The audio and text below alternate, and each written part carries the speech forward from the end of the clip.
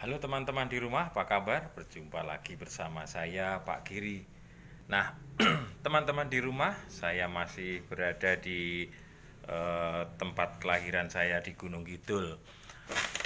Nah, di Gunung Kidul ini pada saat ini kami akan menceritakan tentang air. Air di Gunung Kidul itu karena tempatnya di daerah pegunungan batu, maka air di Gunung Kidul itu banyak mengandung batu, teman-teman. Maka untuk pengolahannya perlu dimasak terlebih dahulu karena mengandung kapur. Jadi di sini gunungnya gunung batu kapur. Lalu untuk menggunakan air harus direbus dalam keadaan matang. Baru kalau kepingin dingin ya harus didinginkan. Tapi kalau misalnya tidak kepingin dingin, anget ya berarti tetap harus direbus, dimasak dulu.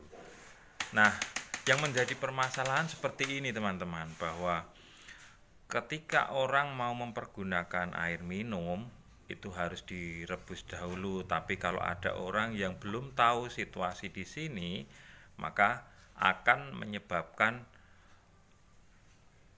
adanya endapan di ginjal kemungkinan. Jadi akan timbul masalah batu ginjal. Maka teman-teman, bagaimana cara mengatasi seperti ini air supaya bisa langsung diminum? Mungkin dari teman-teman atau Bapak Ibu di rumah ada yang memiliki cara lain untuk menghilangkan zat kapur ini di dalam air, bisa kita diskusikan di sini. Nah, hanya pengalaman kami untuk menggunakan air di sini harus direbus terlebih dahulu, lalu ada saringan. Bagaimana air di sini? Saya akan perlihatkan kepada kalian. Nah, air di sini ketika dari pump masuk ke air ke ember itu tetap kelihatan jernih, teman-teman. Tapi lama kelamaan akan seperti ini, membatu. Ini putih-putih ini adalah batu kapurnya. Nah, jadi kalau kalian lihat di sini itu semua ember itu kalau ini masih bersih, belum ada kapurnya, tapi setengah tahun kemungkinan akan seperti ini. Nah, ini saya juga tunjukkan, ini airnya masih kelihatan jernih, tapi embernya juga sudah dibersihin sih.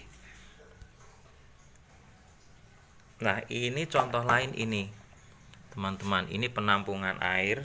Jadi seketika belum dimasak pun kami sudah menampung air ini. Lalu ini sebagai gentong atau tampungan air dari pump. Lalu ketika ditampung di sini akan terjadi kapur seperti ini. Saya akan ambil contoh.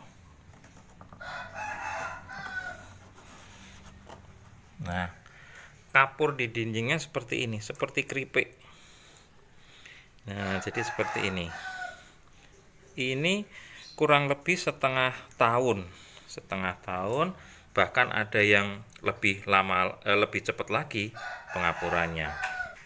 Nah, ini juga sama, ini ember penampungan saya, ini ada kapurnya, seperti ini kapurnya. Jadi seperti batu kalau di dalam gua munculnya stalaktit, ya stalaktit atau stalagmit di dalam gua-gua kapur di daerah Gunung Kidul.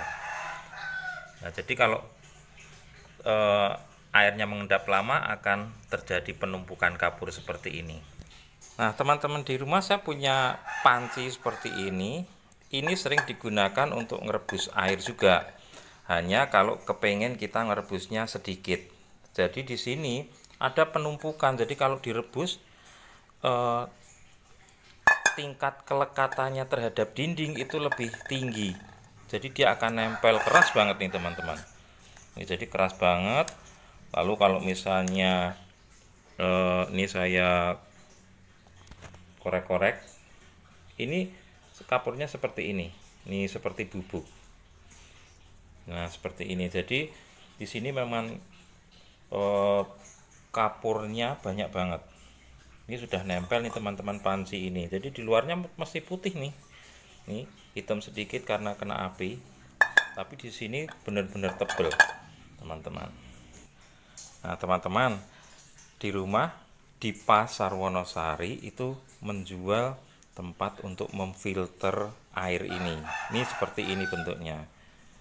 Lalu di sini ini dijual di Pasar Wonosari, ini terbuat dari kain. Lalu kalau untuk menuangkan ke termos atau apa, kita harus melewati filter ini. Begitu. Jadi nanti kalau dituangkan di sini tumpukan kapurnya atau endapannya banyak banget, kelihatan jelas ya. Begitu. Jadi untuk mengatasi air yang mengandung kapur, kalau di tempat kami menggunakan ini, direbus dulu, lalu menggunakan saringan, lalu baru disimpan airnya atau dikonsumsi. Nah, teman-teman di rumah, kalian bisa lihat gelas ini. Gelas ini berisi air yang sudah direbus. Nah, air yang sudah direbus itu kapurnya akan kelihatan seperti ini, teman-teman. Jadi bayangkan saja kalian ketika minum di sini tanpa direbus. Jadi kapurnya itu akan banyak sekali. Nah, kami mengajak, mungkin ada teman-teman yang punya sesuatu yang baru untuk bisa kami sampaikan kepada teman-teman di sini, bagaimana cara mengatasi air kapur yang tinggi kadarnya di Gunung Kidul ini. Nah, sekarang bagaimana teman-teman? Tanggapan kalian silahkan nanti ketika kalian memiliki ide atau gagasan berkaitan dengan cara menjernihkan air yang mengandung kapur seperti di daerah kami di Gunung Kidul ini, bisa kalian sampaikan di kolom komentar, lalu kita akan diskusikan bersama. Nah, yang menjadi satu hal bahwa ketika menggunakan atau mengkonsumsi air itu untuk direbus, untuk memasak atau untuk mencuci makanan, kita juga tetap menggunakan air itu mencuci makanannya. Lalu untuk mandi pun tidak perlu direbus. Kalau untuk mandi, untuk mencuci pakaian, untuk mencuci yang lain, barang-barang perabot-perabot rumah, hanya ketika kita akan konsumsi untuk badan, maka ada baiknya memang direbus lalu disaring, kemudian baru kita simpan. Jadi kita punya penampungan air yang sudah matang, bebas dari kapur. Seperti itu. Bagaimana teman-teman?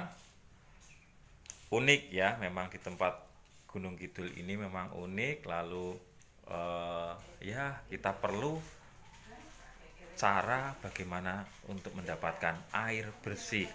Nah, kalau saya lihat sendiri dari pengalaman bahwa air bersih di sumur saya di Kota Wonosari ini tidak banyak mengandung kapur terlalu banyak, berbeda dengan air yang dari pump.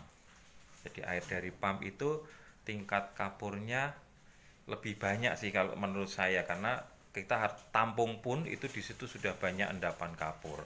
Tapi kalau dari air sumur itu tidak terlalu banyak ya, tidak terlalu banyak, beda tingkat kebanyakan kapurnya. Begitu. Terima kasih sudah melihat video kami, dan sampaikan nanti kalau ada, sekali lagi ada beberapa hal yang bagi kami sangat membantu. Saya mengucapkan terima kasih dan sukses selalu buat kalian semua di rumah.